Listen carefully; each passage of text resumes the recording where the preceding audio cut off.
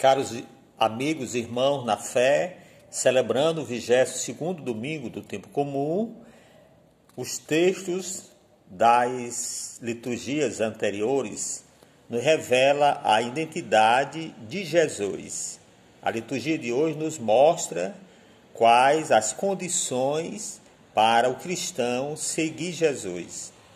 Se alguém quer me seguir, renuncie a si mesmo, toma a sua cruz e me siga.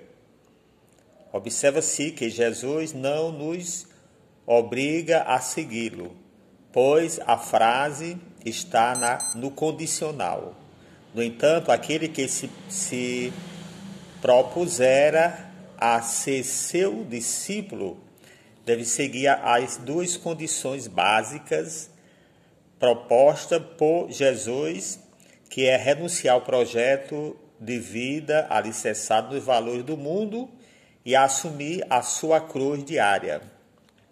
São nessas condições o cristão viverá de acordo com o Evangelho e reconhecerá o verdadeiro sentido de toda a sua existência. Celebramos já esse quinto domingo, esse mês que tem como especialidade refletir sobre as vocações. Cada domingo refletimos sobre um tipo de vocação especial, vocação sublime, que se coloca a serviço do reino de Deus, na construção do projeto de salvação. E nesse último domingo, nós estamos, que é o quinto domingo, estamos refletindo sobre a vocação do catequista. Celebramos o dia do catequista, que são todos aqueles nossos irmãos leigos e leigas que se colocam inteiramente a serviço da evangelização, do anúncio da palavra através do catecumenatos, levando a mensagem de fé e esperança, de entendimento e compreensão às nossas crianças, aos adolescentes, aos nossos jovens e também aos adultos, né? Quantas pessoas que ainda não foram catequizadas e aí precisa compreender, entender um pouco a mensagem de Deus. E aí os catequistas vão assumindo esse papel, essa missão de se colocar inteiramente a serviço dessa construção, né? Nós somos, como seres humanos, somos seres em construção. E seres em construção, aprendendo e bebendo dessa verdadeira fonte, que é a palavra de Deus, que são os ensinamentos, o grande teor da fé, o conteúdo da fé. E esses ensinamentos catequistas são esses instrumentos que cooperam, que ajudam, que chega junto através nesse processo de evangelização.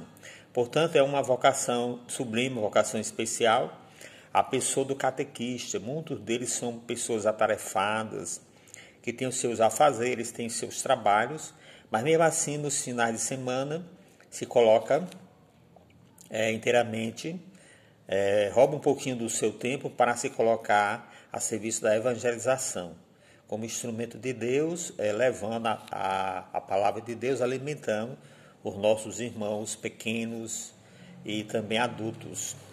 A liturgia já desse quinto domingo, 20º domingo do tempo comum, a primeira leitura que é tirada de Jeremias, profeta Jeremias, 25, de 7 a 9, nos mostra Jeremias envergonhado por se tornar alvo de chacotas, por causa das palavras ditas contra Israel e por ser colocado a sua vida à disposição do projeto de Deus. O profeta teve que enfrentar os poderosos da cidade, indo contra a lógica do mundo, ao apontar os valores de Deus. Por isso, conheceu o sofrimento e a perseguição, sua experiência de cruz, mesmo tentando a não falar mais em nome de Deus. O profeta não desiste. Deus o havia seduzido. Seduziste-me, Senhor, e deixei-me seduzir.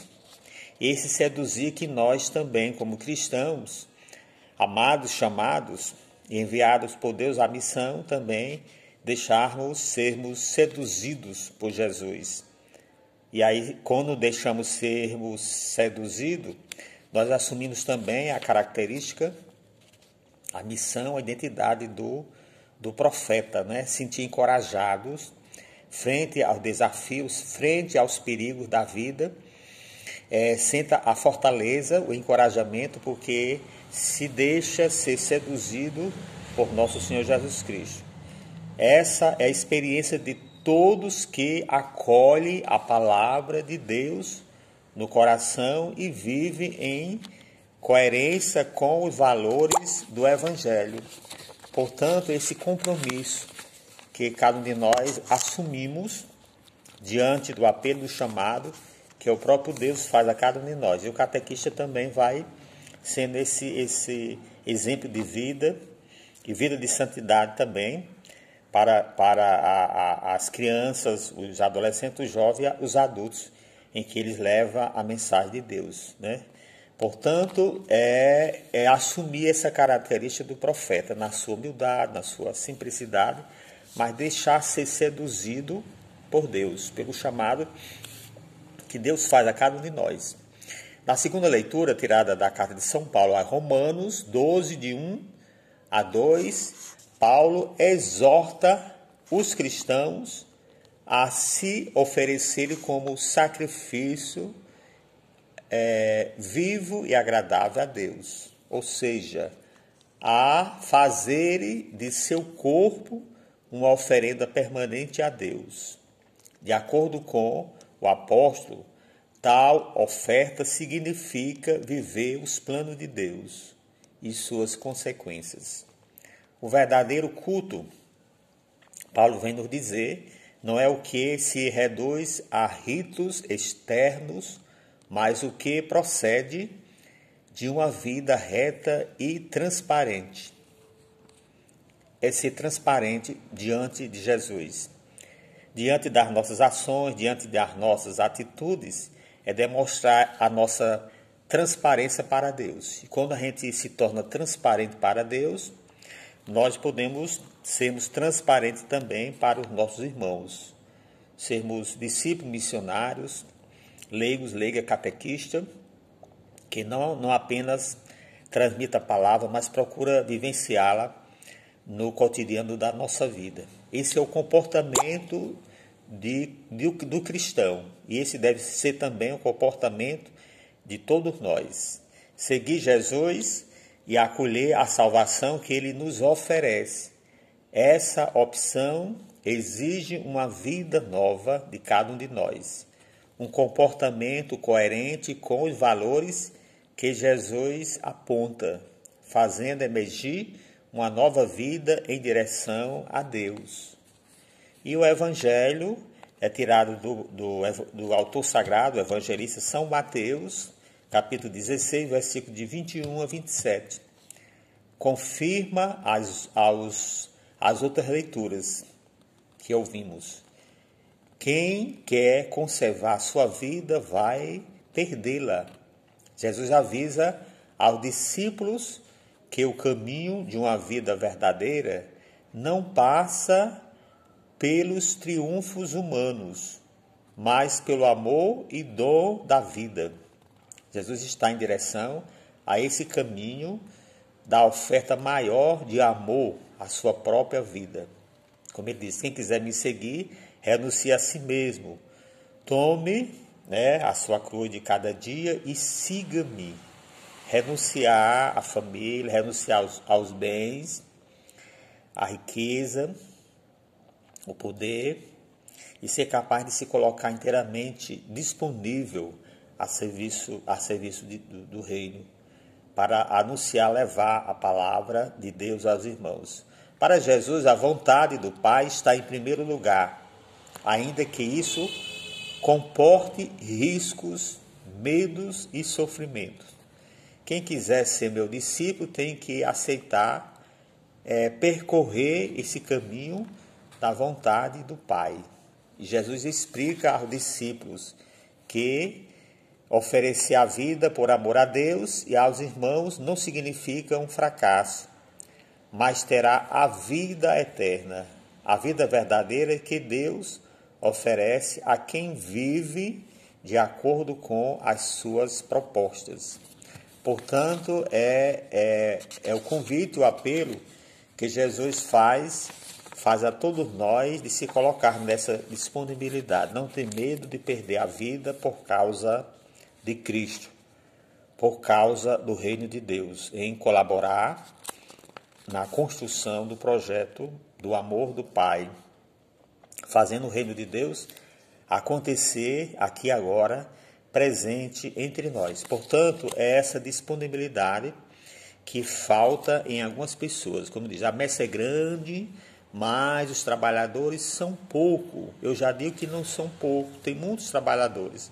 Agora, pessoas disponíveis para colocar a mão na massa, colocar a mão no remo da missão, são poucas pessoas. Falta essa disponibilidade de se colocar inteiramente a serviço do reino de Deus, de se despojar de si e se colocar a serviço de Deus, no serviço aos pequenos, aos marginalizados, pecadores, aqueles que necessitam de uma palavra amiga e da presença de Deus, e cada um de nós somos chamados a sermos esse instrumento de levar Jesus aos irmãos, alimentá-los na fé.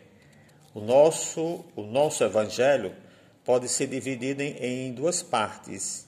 Na primeira, de 21, no versículo 21 a 23, Jesus anuncia aos discípulos a sua paixão e morte. E na segunda, do versículo 27 a 28, Jesus apresenta uma introdução, uma instrução sobre o significado e as exigências de ser discípulo. Ao anunciar aos discípulos a sua paixão e morte, ele chama a atenção, adverte de que esse é o caminho do discipulado. Nem todos entendem a fala de Jesus, da radicalidade de Jesus, nem todos entendem. Pedro, então, chega a repreendê-lo por não aceitar semelhante fim para o Messias, para o final da vida de Jesus. Na sua opinião, a missão de Jesus teria um fim glorioso. Portanto, a vitória não poderá estar no sacrifício de cruz e no dom da vida. Esse era o pensamento de Pedro, dos discípulos, era o pensamento de muita gente. Pedro é recriminado severamente por Jesus, pois não apenas segundo o projeto de Deus, mas segundo a vontade do homem. Aí nós encontramos no versículo 23, desempenhando assim o papel de Satanás, o tentador. Jesus, afasta de mim, Satanás, né? Diante das palavras que Jesus diz, de que o Filho de Deus ia atravessar, ia passar por esse processo, mas um processo de sofrimento de cruz, para chegar à glorificação. E eles não aceitavam. O projeto de Deus não passa por triunfos humanos, nem por esquemas de poder e domínio, mas o seu plano passa pelo o dom da vida e pelo amor até as últimas consequências. Jesus, então, acrescenta aos discípulos: se alguém quer me seguir, renuncie a si mesmo, né? Ser capaz de renunciar à sua vida, de pegar a sua cruz de cada dia para poder seguir Jesus. Aí no versículo 24 nós encontramos essa palavra, esse de encorajamento e despojamento, convite que Jesus fez para os discípulos, mas ele continua fazendo a cada um de nós, que somos amados e chamados a viver a nossa vocação, a viver a nossa fé de verdadeiros cristãos, discípulos que aprendem, que acolhem, que são instruídos na palavra de Deus, missionário que vai em missão. São instruídos na fé, mas também não ficar parados, ser essa igreja que vai mais além. A igreja que vai ao próximo, a igreja que vai ao outro e que leva a palavra de fé e de esperança aos desanimados. Portanto, é isso que ele vai dizer, né? Negar a si mesmo, carregar a sua cruz e seguir Jesus. Renunciar a si mesmo, portanto, significa renunciar ao egoísmo, à autossuficiência, a fim de fazer da vida um dom de Deus e aos outros, né? Ser um dom para Deus e também para os irmãos. Carregar a cruz não é somente suportar com paciência o sofrimento, a dor, mas dá um sentido aos que ocorre em sua vida, suportando tudo por amor a Deus e em agradecimento à sua oferta, das ofertas que nos garante vida após a morte. Essas são atitudes do discípulo de Jesus que possui a esperança e que encontrou o verdadeiro valor e sentido da vida, que passa pelo amor total ao Pai e também aos irmãos. Como o próprio Jesus diz assim, Deus, o próprio Deus nos amou primeiro. E aí nós somos chamados a amá-lo quando amamos também o nosso próximo, o nosso irmão. Que muitos de nós dizemos, eu amar a Deus, né? Aprendeu que amar a Deus, nos mandamentos, amar a Deus sobre todas as coisas. Amar o próximo como a si mesmo. Mas muitas pessoas dizem que ama a Deus, jura que ama a Deus, mas na realidade não ama porque vive uma vida, um amor de mentira, porque não são capazes de perdoar, de acolher, de aceitar e de amar também os seus irmãos. Nós comprovamos que amamos os nossos irmãos na medida em que amamos a Deus na medida em que amamos também os nossos irmãos. Aí estamos dando voto de confiança, de comprovação de que realmente amamos a Deus, na medida em que somos capazes de estender o nosso braço para socorrer e para ajudar aos nossos irmãos necessitados.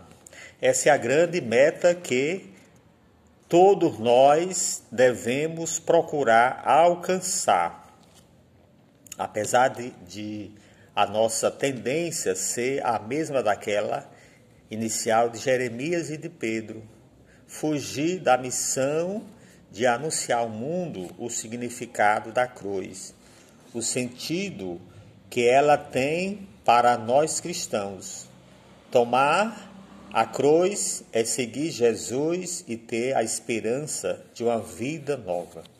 É assumir esse compromisso de estar inteiramente a serviço de Deus, a serviço do reino de Deus, a serviço também do irmão, muitas vezes faminto não só do pão material, é necessário muitas vezes ajudar o irmão com pão material, mas o pão da palavra, né? A levar essa palavra de fé, de esperança e de encorajamento a esses irmãos. E aí cada um de nós como cristão estamos assumindo a nossa identidade de cristão, de amados chamados a evangelizar, a seguir, trilhar os caminhos de Jesus, né? Não fazer outros caminhos na nossa vida, na nossa história de cristão, mas um do caminho que é Jesus. Ter essa consciência, né? Deixar ser tocado, inflamado pelo testemunho de Jesus, por sua palavra, e aí realmente não guardar no seu coração, mas abrir o seu coração e realmente repassar tudo isso para os irmãos que necessitam também de ser evangelizados. Que Deus nos abençoe, Deus nos proteja, Deus ilumine todos os nossos catequistas, todos os vocacionados em que refletimos, celebramos durante todo esse mês. A vocação do ministério sacerdotal, depois a vocação daqueles que são constituídos a formar a família, o matrimônio, o pai, a mãe. Depois a vocação da vida religiosa, daqueles que estão atentos para dar o verdadeiro sim, como Maria, consagrando a sua vida ao projeto de Deus. ramo masculino e feminino, e a vocação daqueles que cooperam no ministério da comunidade, que são os nossos leigos e leigas e os nossos catequistas também, que colabora fazendo com que a nossa igreja seja uma igreja sempre viva, eficaz e fortalecida pela palavra de Deus. Que Deus os proteja, nos conduza sempre na paz, na fé, na esperança e no amor.